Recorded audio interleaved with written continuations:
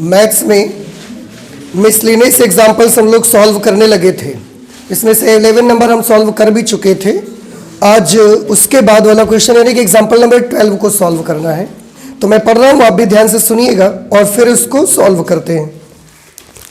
Example number 12 में लिखा है रेखा y is equal to 3x plus 2 x अक्ष एवं कोटियों x इज इक्वल टू -1 एवं x इज इक्वल टू 1 से घिरे क्षेत्र का क्षेत्रफल ज्ञात करिए। आपको ये क्वेश्चन दिया गया है। क्या क्या दिया गया है, काम करते हैं, पहले नोट कर लेते हैं। सबसे पहले एक लाइन हमको दी गई है, वो लाइन की इक्वेशन है 3x plus 2, y is equal to 3x plus 2। फिर उसके बाद उन्होंने कोटियां दी हुई है x इज इक्वल टू -1 और दूसरा दिया गया है x इज इक्वल टू 1 और उसके साथ x अक्ष भी शामिल है। तो रेखा y बराबर 3x प्लस 2 x अक्ष एवं कोटियों x इज इक्वल टू -1 एवं x इज इक्वल टू 1 से घिरे क्षेत्र का क्षेत्रफल ज्ञात करना है आपको। ये हमारा क्वेश्चन है। ठीक है, इतनी सारी चीजें दी गई हैं, x अक्ष भी शामिल है, ये आपको थोड़ा ध्यान रखना है। अब सबसे पहले तो हमारा काम क्या है, इसका फिगर बनाना। फिगर बनाने के लिए कुछ जानकारी हमको चाहिए, यहां से उसको निकाल लेते हैं। जैसे ये जो लाइन है हमारी, ये लाइन है y is equal to 3x plus 2। ठीक है, ये लाइन है। अब इस लाइन के बारे में आप क्या बता सकते हो जिससे हम बना सकें इसको। ये y बराबर mx प्लस c टाइप की लाइन है। y is equal to mx plus c type की लाइन है। अगर mx प्लस c टाइप की लाइन है तो m की वैल्यू कितनी हो जाएगी 3 और c की वैल्यू कितनी हो जाएगी 2। m 3 हो गया और c क्या होगा 2 के बराबर हो जाएगा। इससे हमको एक बात पता चलती है कि इसका प्रवणता जो है वो 3 है। प्रवणता 3 है मतलब m 3 है और पॉजिटिव है। पॉजिटिव है तो tan थीटा भी कैसा होगा पॉजिटिव। अगर tan थीटा पॉजिटिव है इसका मतलब क्या निकलता है कि जो लाइन होगी वो धन x अक्ष के साथ न्यून कोण बनाएगी, अधिक कोण नहीं बनाएगी, ऐसे होकर के जाएगी लाइन। दूसरा, y अक्ष पर रेखा के द्वारा काटा गया अंतःखंड कितना होना चाहिए 2 के बराबर, तो वो 2 रख देंगे हम। अब इन दोनों के बारे में अगर आप देखेंगे x इज इक्वल टू -1 और दूसरा है x इज इक्वल टू 1, इसके बारे में आप क्या बता सकते हैं। x is equal to h type की लाइन है तो ये y अक्ष के समांतर है, y अक्ष के समांतर है और x बराबर -1 से गुजरती है। जहां पर x की वैल्यू -1 है वहां से ये गुजर जाती है। ये भी x बराबर h टाइप की है तो ये भी y अक्ष के समांतर है, y अक्ष के समांतर, y अक्ष के समांतर है और x बराबर 1 से गुजरती है। ठीक है ना। तो इतनी जानकारी से हम इसका फिगर बना सकते हैं। तो देखिए आप भी, ये हमने y एक्सिस बना लिया, ये हमने x एक्सिस बना लिया, x डैश, ये y और ये y डैश।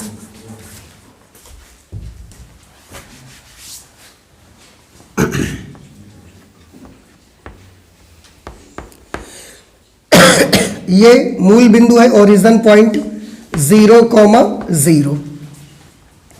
y अक्ष पर इसको हम मान लेते हैं 1, इसको मान लिया 2, तो ये पॉइंट का कोऑर्डिनेट क्या हो जाएगा 0,2। हमारी जो ये लाइन है सबसे पहली वाली y is equal to 3x plus 2, वो एक तो धन x अक्ष के साथ धन x अक्ष की ओर से न्यून कोण बनाएगी, दूसरा y अक्ष पर काटा गया अंतःखंड 2 होगा। y अक्ष पर काटा गया अंतःखंड 2 के बराबर आएगा।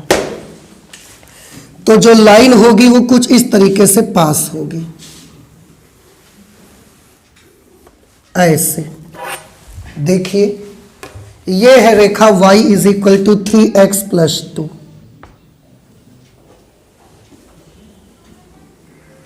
ये लाइन बन गई, y is equal to 3x plus 2। इसको और थोड़ा पीछे कर देते हैं।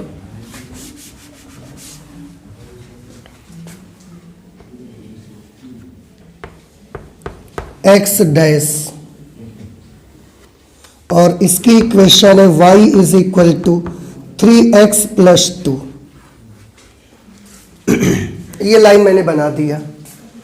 दूसरा, आपको x अक्ष लेना है तो x अक्ष हम ले लेंगे, बना बनाया है, उसको बनाने की आवश्यकता तो है नहीं हमको। x बराबर -1, x बराबर -1 का क्या मतलब है? x बराबर -1 y अक्ष के समांतर है और x बराबर -1 से गुजरेगी। x का -1 कहाँ पड़ेगा, राइट साइड में कि लेफ्ट साइड में? लेफ्ट साइड में। लेफ्ट साइड में यहां पड़ेगा कि बाहर पड़ेगा? अंदर पड़ेगा। कैसे मालूम? अरे ये आपको कैसे पता चल गया कि यहां पर जाएगा इसका -1? आप नहीं बता सकते, अंदाज से काम मत करिए। आप पहले ये निकाल लो, तो फिर पहले निकाल लो और यहां से अंदाजा लग जाएगा कहां पड़ेगा, कि लेफ्ट साइड पड़ेगा इसके कि राइट में पड़ेगा। ठीक है, तो मैं निकाल लेता हूं। रेखा का एक्स अक्ष से कटान बिंदु, देखो कौन सी रेखा का y is equal to 3x plus 2 का x अक्ष से कटान बिंदु। बताइए कोई भी रेखा x अक्ष को कौन से बिंदु पर काटेगी, ये हम कैसे पता लगाएंगे? ये वाली रेखा x अक्ष को कौन से पॉइंट पर इंटरसेक्ट करेगी, ये आप कैसे पता लगाइएगा? आंसर है इसमें y की जगह पर क्या लिख दो? 0 लिख दो y की जगह। क्यों? क्योंकि x अक्ष पे, x अक्ष की हर जगह y का मान कैसा रहता है? 0। तो अगर ये रेखा y अक्ष को काटे, x अक्ष को काटेगी, तो उस पे y का मान कैसा होना चाहिए? 0 होना चाहिए। y की वैल्यू कैसी होनी चाहिए? 0। अगर y 0 है तो x कितना आएगा बताओ? x कितना आएगा? -2/3। अब ये बताइए, ये बात कुछ समझ में आई आपको कि नहीं आई? तो इस लाइन का, इस पॉइंट से कटान, इस लाइन का एक्स अक्ष से जो कटान बिंदु है वो ये वाला पॉइंट पर हो रहा है कटान इसका। ठीक है, ये कटान बिंदु है। क्या है कटान बिंदु? -2,3,0। अब बात आइए मुझको कि x बराबर -1 इस बिंदु के इधर कहीं रहे, मूल बिंदु के तो इधर रहेगा, लेकिन इसके इधर आएगा कि इसके इधर आएगा? इसके इधर पड़ेगा। क्योंकि ये तो -2/3 ही है। -2/3 का मतलब 0.6666 है ये तो, या 0.67, दैट इज लेस देन 1। वो तो 1 से छोटा होता है। तो 1 कहाँ पड़ेगा जा करके? 1 इसके थोड़ा और यहां पड़ेगा। भाई 3 का भाग बहुआ इसमें दिलाओ तो 0.67 के आसपास आएगा कि नहीं आएगा कुछ? और 0.67 जो होता है 1 से छोटा होता है कि बड़ा होता है? 1 से छोटा ही रहता है। तो 1 कहां पड़ेगा? जाहिर सी बात इधर पड़ेगा कहीं पर 1 आकर के। कुछ बात समझ आई? इस तरह से आप पता लगाओगे, अंदाज से नहीं कि जहां मना है वहीं लाइन बना दिया आपने, ये नहीं होगा। आप पढ़ाई कर रहे हो, मैथ्स पढ़ रहे हो, ऐसा थोड़ी है कोई कि सारे काम आप अंदाज से कर देंगे। y अक्ष के समांतर रहेगी। देखो बेटा, y अक्ष के समांतर है और ये वाले पॉइंट से गुजर रही है। ये वाले पॉइंट का कोऑर्डिनेट बताइए, -1,0।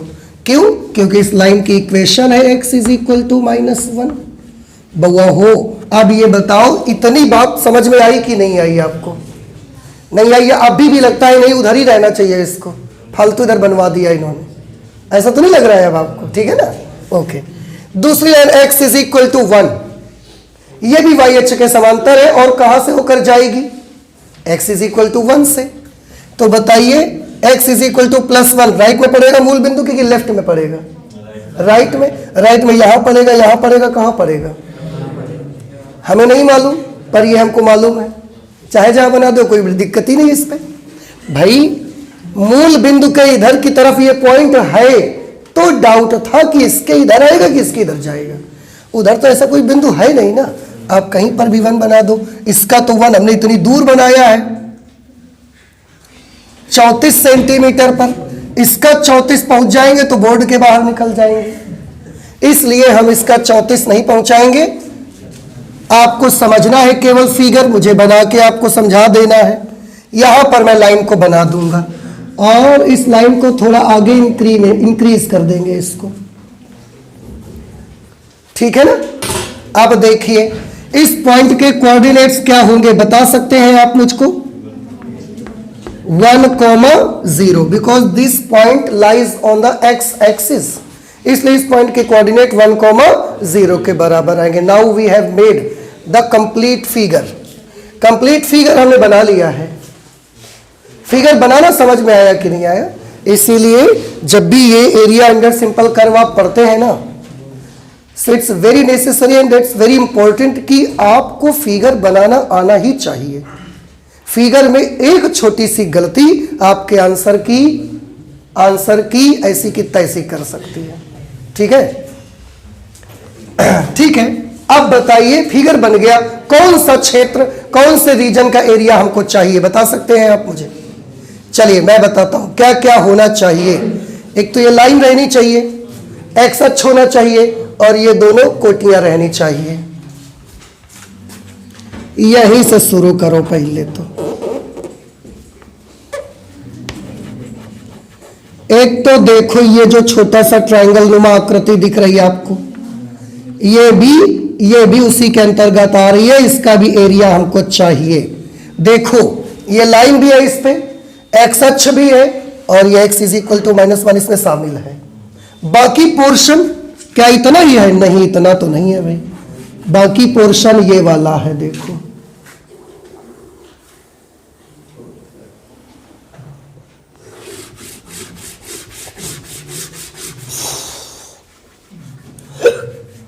I am sorry.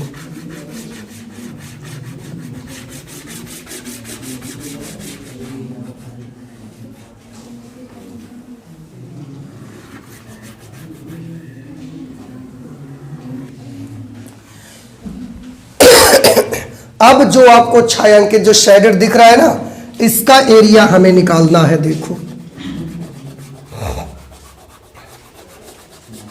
अब ये हमें बताइए, ये वाली बात आपको समझ में आ गई कि नहीं आ गई? अब इसका एरिया निकालना है तो कैसे निकाला जाए आप बता सकते हैं? अच्छा मुझे कुछ नाम रख देते हैं, इसको ओ रख दो, एक तरफ से शुरू करो, A B C D और इसका नाम रख दो E। अब तो मेरे ख्याल से आप कर सकते हैं। एरिया ऑफ शेडेड पोर्शन, छायांकित भाग का क्षेत्रफल। बताओ भाई कैसे निकाला जाए? Do you have any idea? हाँ बोलो, क्या लिखें?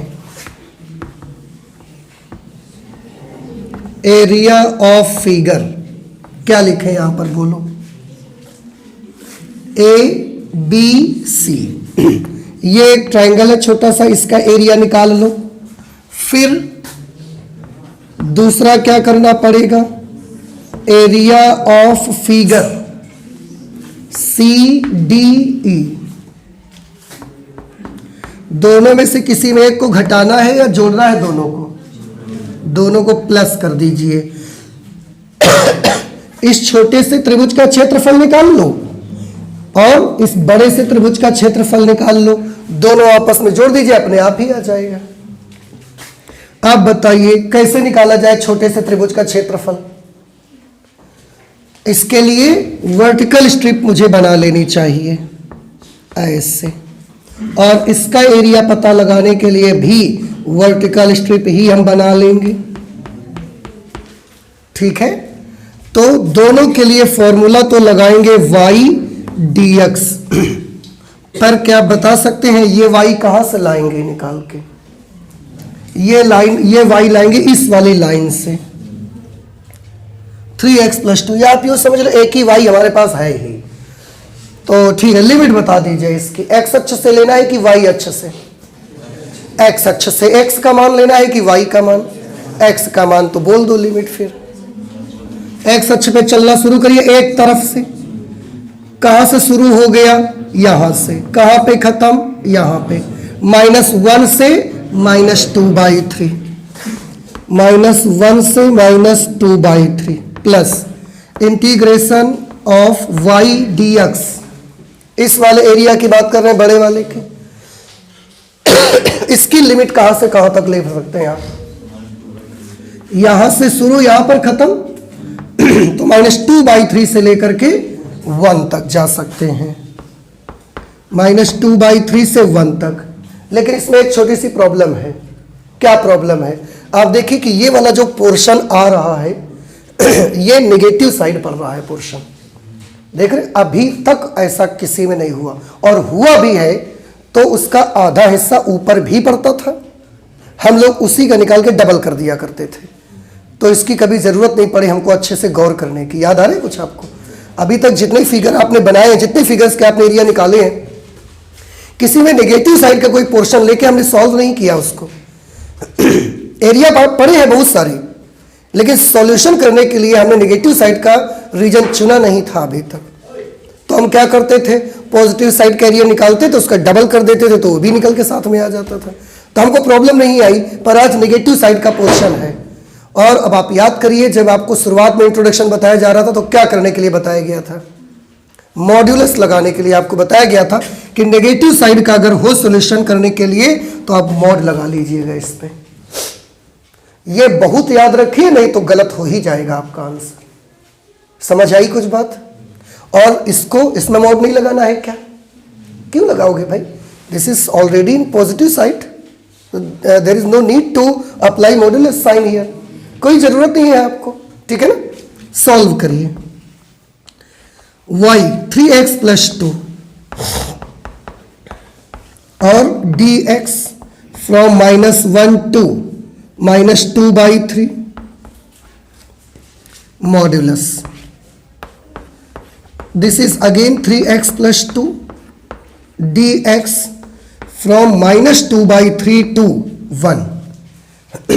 इंटीग्रेट करिए इन सबको। 3x + 2 का इंटीग्रेशन क्या हो जाएगा? 3x² 2 + 2x फ्रॉम -1 to -2/3 और मॉड्यूलस, ठीक? प्लस ऐसे इसका भी 3x² 2 + 2x फ्रॉम -2/3 to 1, ठीक? इसमें मॉड नहीं लगाना आपको। इसको सॉल्व करिए, लिमिट अप्लाई करो, -2/3 पहले लिखो यहां पर। रिक्वायर्ड एरिया मॉड्यूलस लगा रहेगा, -2/3 लिखोगे x की जगह पर तो 4/9 बन जाएगा। अब 3/2 गुणे 4/9, 3/2 × 4/9, 2 दूना 4, 3 तिया 9, 2/3 आ जाएगा। ये आ गया 2/3। ये चीज, इसमें जब -2/3 लिखने जाओगे तो ये हो जाएगा -4/3 माइनस, ये तो हमने अपर लिमिट अप्लाई की, अब लोअर लिमिट की बारी है। तो जब यहां लिखोगे तो ये 3/2, -1 का स्क्वायर करोगे +1 हो जाएगा ना, तो 3/2। यहां लिखोगे तो -2, मॉड्यूलस लगा रहेगा प्लस।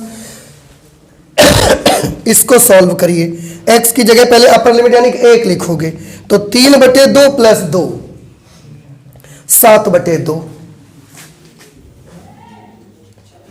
ये 7/2 हो गया। माइनस, अब -2/3 लिखेंगे, -2/3 लिखोगे तो ये 2/3 -4/3, 2/3 -4/3 ऐसा आ जाएगा। सॉल्व कर लो भाई इसको, ये कितना बनेगा? -2/3 -2/3, ये 3/2 में 2 जाएगा, 3/2 मतलब 1.5 और 2 मतलब 2, 1.5 में 2 माइनस किया तो क्या बचा? -आधा, -हाफ, और वो -हाफ इस माइनस से मिलके क्या बना लेगा? +हाफ। देखे रहिएगा भाई, ठीक है ना? अच्छा, प्लस और आगे चलते हैं इस पे, प्लस 7/2। इसका क्या होने जा रहा है भाई? -2/3 अंदर बचेगा और बाहर वाले माइनस से मिलकर +2/3, तो +2/3। ए इज इक्वल टू, इसका बताइए क्या एलसीएम आएगा? 6 एलसीएम ले लेंगे तो -4 +3। नहीं समझ आया भाई? 6 एलसीएम ले लिया तो 2 दूना -4 और 3 एकम 3, प्लस इसमें भी 6 एलसीएम ले लिया हमने तो 3 सत्ते 21 प्लस 2 दूना 4। Area is equal to, this is -1/6 और जब इसे मोड से बाहर निकालेंगे तो +1/6 और ये आ जाएगा 25/6, तो ये हो जाएगा 26/6।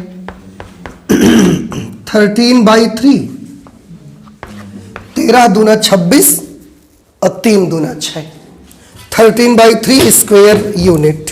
ये हमारा आंसर आ जाएगा। अब आप देखिए, अगर मॉड्यूलस हम ना लगाते तो कहां प्रॉब्लम आती? ये माइनस का 1/6 आ गया था, फिर ये इसमें माइनस हो जाता और ये प्रॉब्लम क्रिएट कर देता। इसलिए अगर आप नेगेटिव साइड का एरिया निकाल रहे हैं तो मॉड्यूलस लगा ही लीजिए, नहीं तो आपसे गलती हो ही जाएगी। ठीक है, तो अब आप बताएं ये चीज समझ में आई कि नहीं आई? फिगर समझ में आया कि नहीं आया? कैसे सोचना है, इस पर मत जाइए कि ये बहुत लंबा दिख रहा है तो -1 इधर ही पड़ जाएगा कहीं। आप इस पर मत जाइए। आप कौन सा नाप के बना रहे हो? ऐसे तो बना लिया हमने कौन सा नापा है कुछ भी? तो ये पॉसिबल है कि इससे आगे भी जा सकता है, इसके पीछे भी रह सकता है। पता लगाओ अच्छी तरह से ये पॉइंट कहां पर रहेगा, उससे अंदाज लग जाएगी कि -1 कहां पर आएगा। ठीक है, तो ये हो गया एग्जांपल नंबर 12, आप नोट कर लीजिए। इसके बाद हम 13th नंबर लगा लेते हैं। ओके, एग्जाम्पल नंबर 13 में है x इज इक्वल टू 0 एवं x इज इक्वल टू 2π के मध्य वक्र y is equal to cos x से घिरे क्षेत्र का क्षेत्रफल ज्ञात करिए। आपको करना ये है, एक कर्व आपको दिया गया है y is equal to cos x। ये कर्व से जो क्षेत्रफल घिरा होगा, लेकिन x इज इक्वल टू 0 से लेकर के x इज इक्वल टू 2π तक केवल उस वाले पोर्शन का, उस वाले रीजन का एरिया हमको चाहिए। x बराबर 0 से नीचे का नहीं चाहिए, x इज इक्वल टू 2π से आगे का नहीं चाहिए हमको।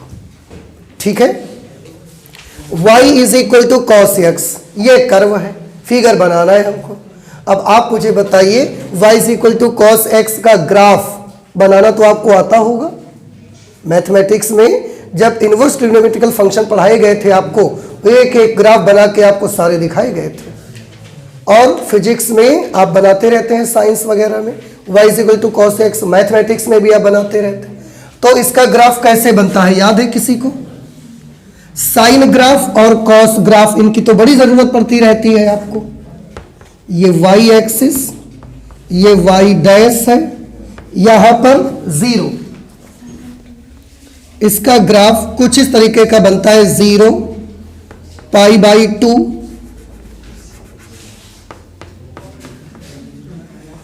π/2 के बाद क्या आएगा? पाई, फिर यहां पर आएगा 3π/2 और फिर यहां पर कौन आ जाएगा? 2π, 3π/2 और यहां पर आ जाएगा 2π। ऐसे आगे ये चलते जाएगा। तो cos x पे थोड़ा सा याद करिए, जब x 0 रहेगा तो cos x का मान क्या होगा? मैक्सिमम पॉजिटिव डायरेक्शन पे। जब π/2 हो जाएगा x तो cos कितना हो जाएगा? 0। और जब x की वैल्यू π होगी तो cos -1 होगा। -1 होगा मतलब माइनस डायरेक्शन पे, इसके सीध में यहां पर। ठीक, और 3π/2 पर फिर कैसा हो जाएगा? cos 0। 2π पर cos फिर से मैक्सिमम आ जाएगा, इस तरह से। तो कोसाइन का जो ग्राफ बनेगा वो ग्राफ कुछ इस तरीके का बनेगा बेटा।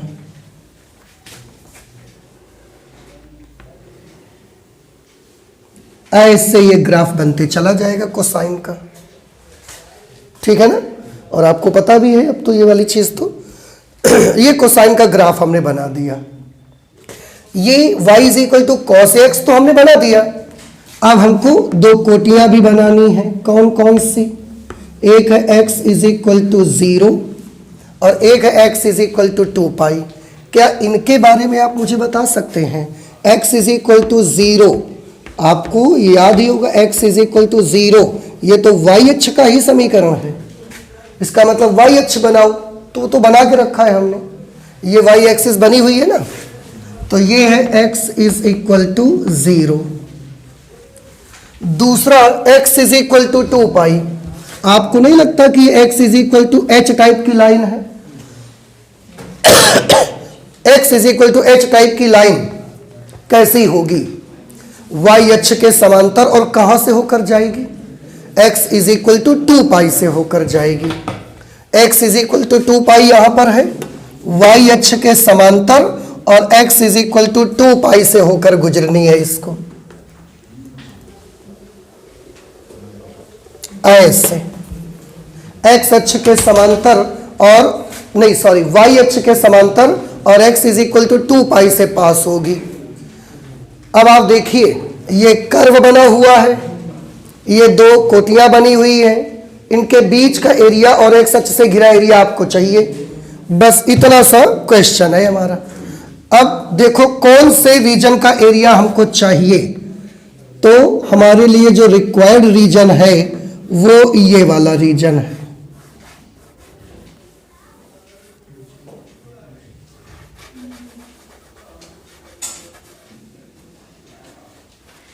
ये वाला, इधर ये वाला भी शामिल होगा क्योंकि ये भी दोनों कोटियों के बीच में ही पड़ रहा है, आप देख सकते हैं। ये भी दोनों कोटियों के बीच में ही आ रहा है, इनके बीच में तो है ये, और इधर ये वाला पोर्शन।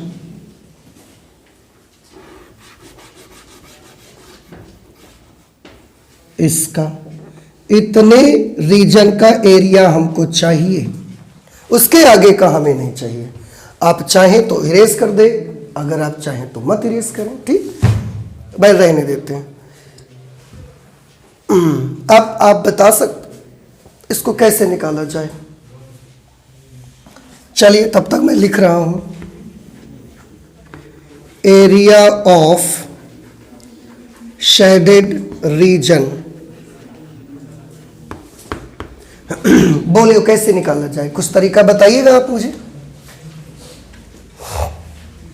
बताओ।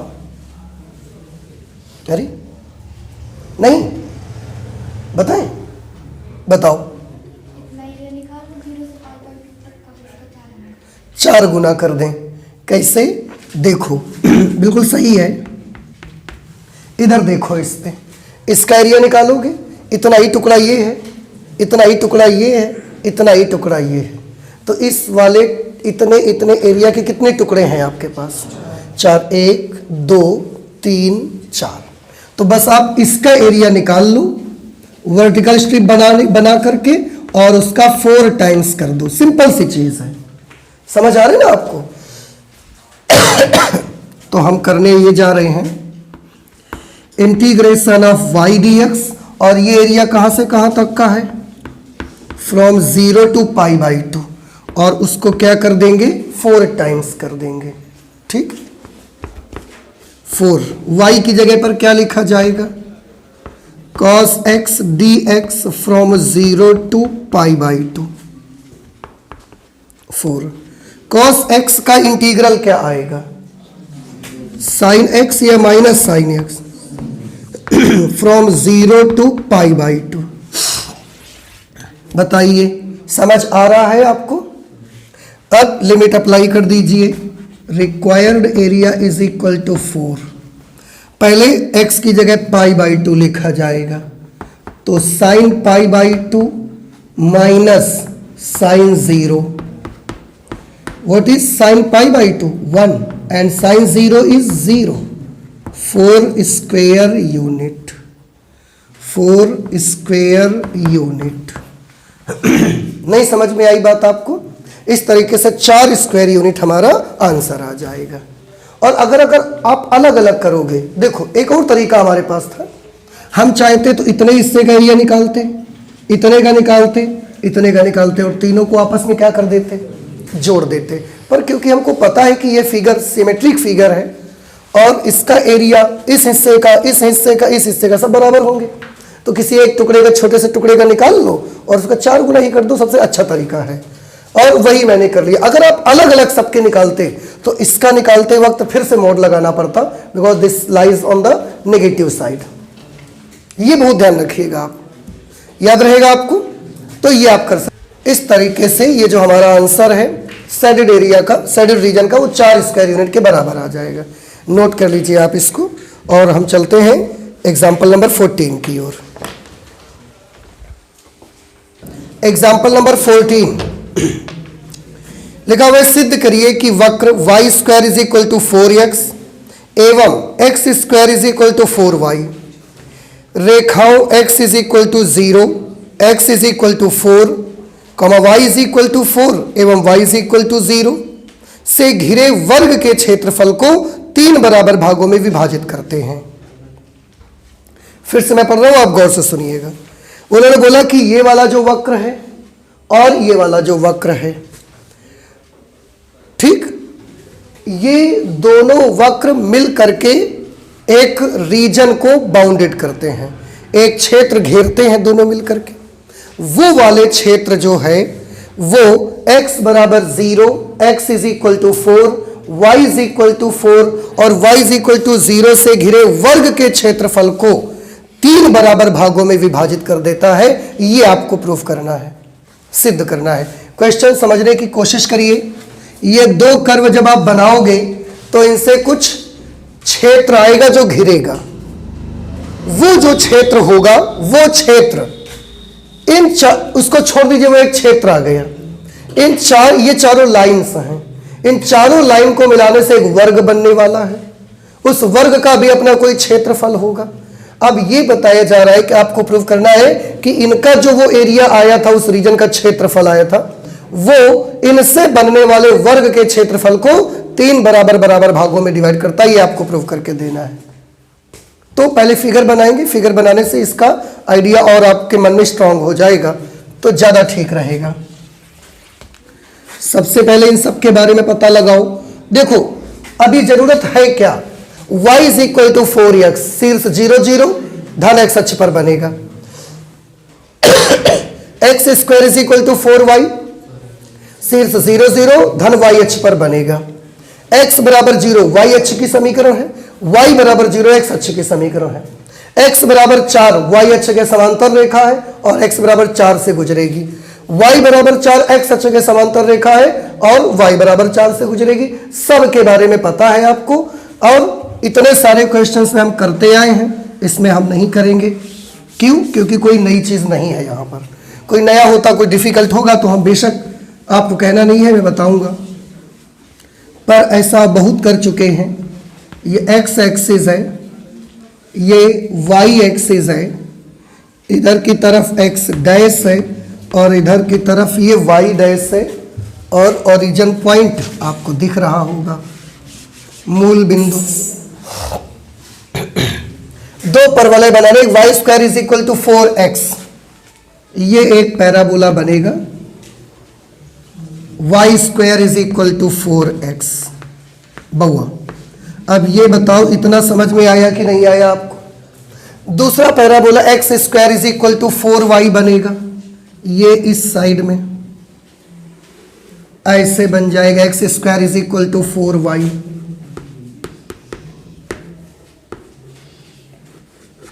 ठीक है, ये दोनों पैराबोला तो हमने बना दिए हैं। अब हमको x बराबर 0 यानी कि y अक्ष बनाना है, बनाया है। y बराबर 0 यानी कि x अक्ष बनाना है, बना है। ये 2 लाइंस भैया और बनानी है। x बराबर 4 y अक्ष के समांतर 4 दूरी से होकर जाना चाहिए। y अक्ष के समांतर और x बराबर 4 से, y अक्ष के समांतर तो लाइन ऐसी रहेगी, और x बराबर 4 से होकर जाए। 4 डिस्टेंस कहां पड़ेगी, कितनी दूर आएगा 4 डिस्टेंस? 4 डिस्टेंस 1 2 3 4 ऐसे नहीं, ये अंदाज से नहीं अब काम चलेगा। क्यों? क्योंकि कुछ पॉइंट ऑलरेडी लोकेटेड हो चुके हैं, इसलिए अब आपका अंदाज काम नहीं करेगा। अब सबसे पहले काम है ये पॉइंट का इंटरसेक्शन निकाल लीजिए दोनों कर्व्स का।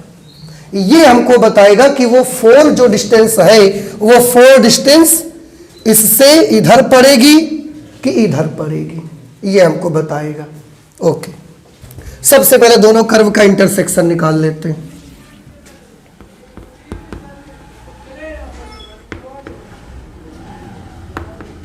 इंटरसेक्शन ऑफ कर्व्स, कर्व का इंटरसेक्शन कैसे निकालेंगे आप? किसी एक से x का मान निकाल के y दूसरे में रख दो, या y का मान निकाल के पहले में रख दो, कोई उससे फर्क पड़ने वाला नहीं है। आप क्या करना चाहेंगे जैसा आप बता दीजिए। यहां से y निकाल लो, कितना मिलेगा? x² अपॉन 4, ये y आएगा, ये यहां लिख दो। y² is equal to 4x, और y की जगह पर क्या लिखना है? x² अपॉन 4, ऊपर स्क्वायर लगा दिया, इज इक्वल टू 4x। देखो ये 4x, y की जगह पर x² बटे 4, y की जगह x² बटे 4, स्क्वायर की जगह स्क्वायर लगा दिया हमने। सॉल्व करिएगा तो x to the power 4 upon 16 is equal to 4x। 64x, 16 चौके 64x, x to the power 4 minus 64x is equal to 0। ठीक, दोनों से x कॉमन कर लीजिए, x कॉमन कर लेंगे तो बचेगा x³ minus 64 is equal to 0। अब यहां से x की दो वैल्यूज बउआ मिलेंगी आपको, एक तो 0 मिलेगी, दूसरा x³ minus 64 is equal to 0। तो x इज इक्वल टू क्या आ जाएगा? 4। अगर x की दो वैल्यूज हैं तो y की भी दो वैल्यूज आएंगी। जब x 0 होगा तो y भी कैसा होगा? 0। और अगर x 4 होगा तो y कैसा होगा? 4 4 जा 16 अपॉन 4, 4 आ जाएगा। तो दो कटान बिंदु मिले, एक कटान बिंदु मिला 0,0 और दूसरा कटान बिंदु मिला 4,4। मींस ये पैराबोला एक दूसरे को दो बिंदुओं पर काटते हैं, 0 0 पर काटते हैं, दिख रहा है हमको मूल बिंदु पर काट रहे हैं, और दूसरा जो बिंदु जहां पर ये काट रहे हैं वो पॉइंट है 4,4। ये पॉइंट है 4,4। ये पॉइंट 4,4 है। मतलब इसका मीनिंग क्या है? इसका मतलब ये है कि यहां से अगर हम ऐसा एक परपेंडिकुलर ड्रॉप करें तो ये डिस्टेंस कितनी आएगी? 4 डिस्टेंस आएगी, और इस पॉइंट के कोऑर्डिनेट क्या बनेंगे? 4,0। और अगर हम ऐसे ही यहां से एक लंब डालेंगे तो ये कितनी डिस्टेंस आएगी? ये वाली, ये भी तो 4 आएगी कि 4,4। तो अगर ये 4 है और ये 4 है तो ये डिस्टेंस भी कितना हो जाएगा? 4 हो जाएगा। तो इसका कोऑर्डिनेट क्या हो जाएगा? 0,4। अब बेशक लाइन बनाइए, x बराबर 4 बनानी है, y अक्ष से y अक्ष के समांतर, और x बराबर 4 से होकर जाए। x का 4 मिल गया आपको, y अक्ष के समांतर ऐसी लाइन बनेगी। मतलब ये तो इसी के ऊपर आ जाएगी लाइन, ऐसे। ये कौन सी लाइन हमने बना दी? x is equal to 4। दूसरी y is equal to 4। x अक्ष के समांतर होनी चाहिए 4 डिस्टेंस से, x अक्ष के समांतर और y अक्ष पर 4 दूरी से। तो 4 डिस्टेंस तो यहां पर पड़ती है, यहां से लाइन ऐसे जानी चाहिए। इसको भी हम ऐसे ड्रॉ कर देंगे।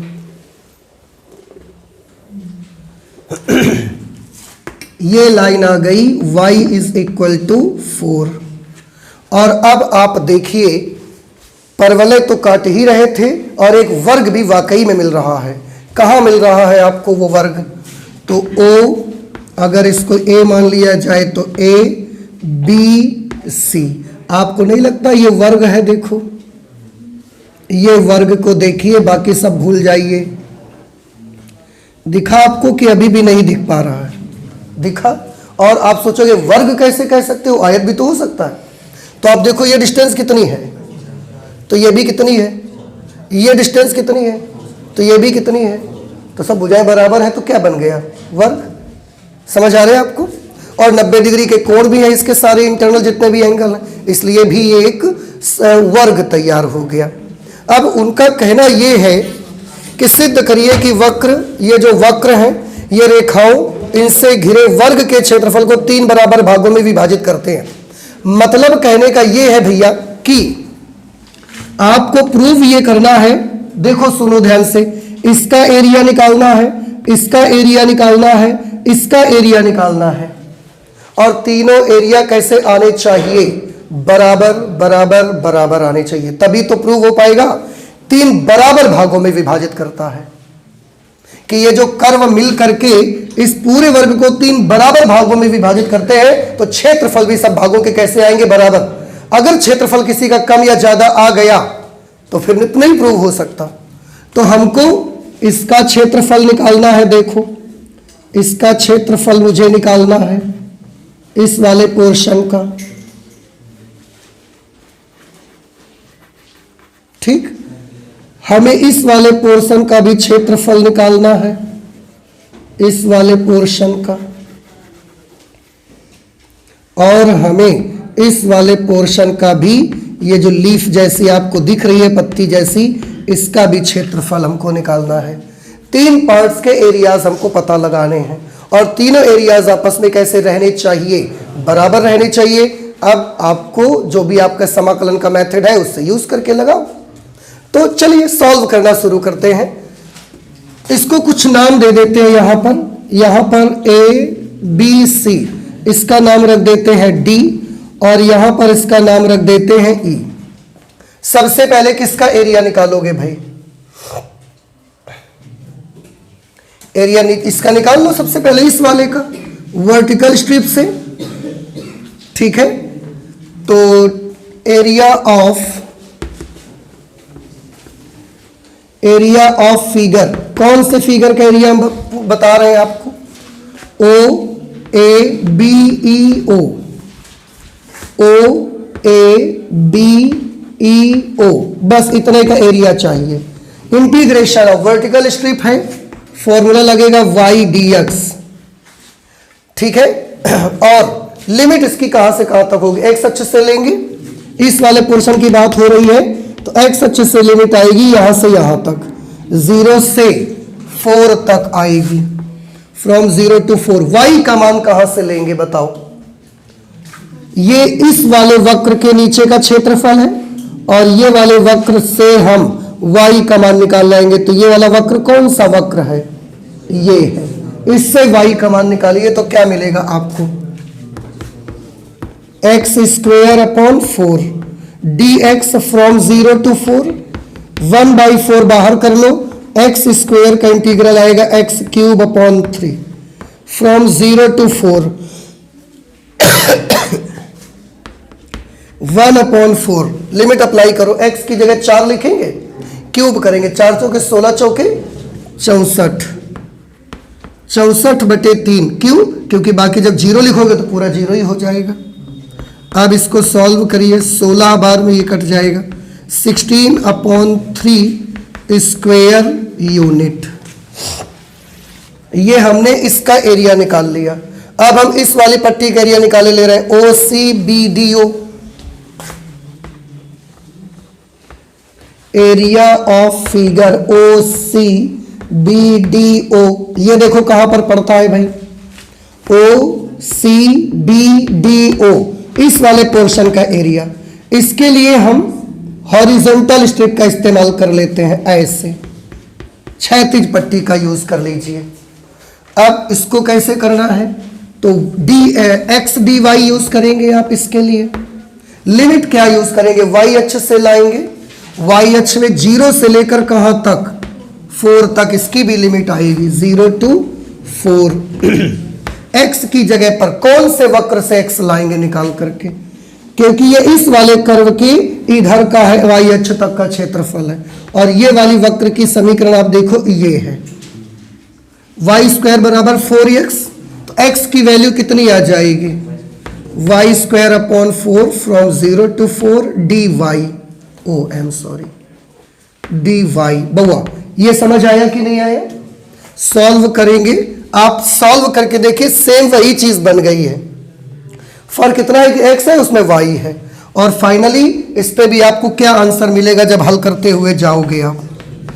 16/3 स्क्वायर यूनिट, इसका आपको एरिया मिलेगा।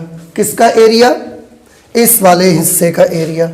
अब हम ये बीच वाले पोर्शन का एरिया निकालना चाहते हैं। ये जो लीफ जैसी बनी हुई है, इसका एरिया भी कितना आना चाहिए? 16/3। अगर आ गया तो सिद्ध हो जाएगा, नहीं आया तो फिर नहीं सिद्ध होगा। तो इसका एरिया कैसे निकालेंगे आप बता सकते हैं मुझे? एक काम कर देते हैं, वर्टिकल स्ट्रिप से बनाइए इसको।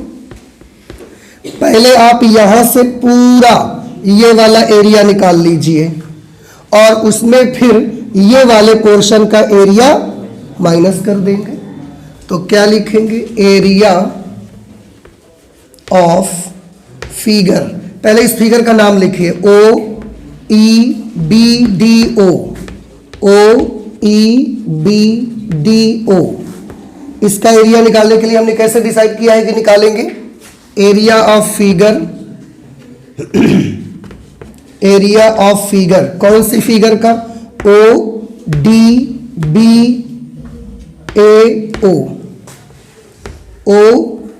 ODBAO। उसमें माइनस कर देंगे एरिया। कितने फिगर का एरिया माइनस कर देना है बोलो अब? OEBAO, OEBAO। समझ आ रहा है कि नहीं आ रहा है भाई? इतने पूरे में इसका पूरे का निकाला पहले हमने, फिर इस वाले नीचे वाले का एरिया हटा देंगे उस पे। इसका एरिया कैसे निकालेंगे? इंटीग्रेशन ऑफ वर्टिकल स्ट्रिप ली है तो y dx। ये y कौन से वक्र से आएगा? ये वाला वक्र है, ये वाला, और इस वक्र की ये इक्वेशन है, बाद में कर लेंगे हम लोग। लिमिट इसकी क्या होगी? फ्रॉम 0 to 4, 0 से 4 तक। माइनस क्या करना है? Area figure OEBAO, area figure OABEO। वही चीज है बिल्कुल, ये हम पहले निकाल चुके हैं, तो क्यों हम दोबारा निकालेंगे? इसकी वैल्यू कितनी आई है? 16/3। बार बार क्यों हम सॉल्व करेंगे? इसको तो कर चुके हैं। अब इसकी वैल्यू निकालो। y की जगह पर क्या लिखोगे? यहां से वैल्यू लिखिए, 2√x। तो 2√x dx from 0 to 4 minus 16/3। √x को इंटीग्रेट करिए, ये 2/3 और x to the power 3/2 from 0 to 4 minus 16/3। ये तब तक हो गया 4/3। इस पे लिमिट अप्लाई करिए, 4 टू द पावर 3/2 माइनस फिर x की जगह 0 तो पूरा 0 हो जाएगा, माइनस 16/3। 4 की घात 3/2 मतलब 4 का वर्गमूल लेके क्यूब कर लो। 4 का स्क्वायर रूट कितना आएगा? 2, और 2 का क्यूब करोगे तो क्या आएगा? 8। 8 को 4/3 से मल्टीप्लाई करेंगे, 32/3 माइनस 16/3। 32/3 में 16/3 माइनस कर दीजिए, 16/3 स्क्वायर यूनिट। तो आप देख रहे हैं कि ये जो दोनों परवलय मिलकर के जो ये पोर्शन घेर रहे हैं, वो इस वर्ग के क्षेत्रफल को वाकई में 3 बराबर भागों में डिवाइड कर देते हैं। और वो 3 बराबर भाग ये वाले हैं, ये दूसरा पार्ट ये है, तीसरा पार्ट ये है, और बराबर पार्ट में डिवाइड हुए हैं। ये एरिया से पता लग रहा है, क्योंकि तीनों पोर्शंस के एरिया कैसे आ रहे हैं? आपस में सेम आ रहे हैं। इस तरह से हमने ये क्वेश्चन एग्जांपल कर लिया, एग्जांपल नंबर 14। इसमें एक एग्जांपल बचा हुआ है, अब उसको करेंगे हम लोग अगली क्लास पे 15, और इसके बाद एक्सरसाइज आ जाएंगे मिसलेनियस एक्सरसाइज पर। ठीक है, तो आज मैथमेटिक्स में इतना ही रख लेते हैं, आगे और भी कैलकुलेशन करेंगे पर नेक्स्ट क्लास में। तो चलते हैं, मिलते हैं नेक्स्ट क्लास में। Thank you.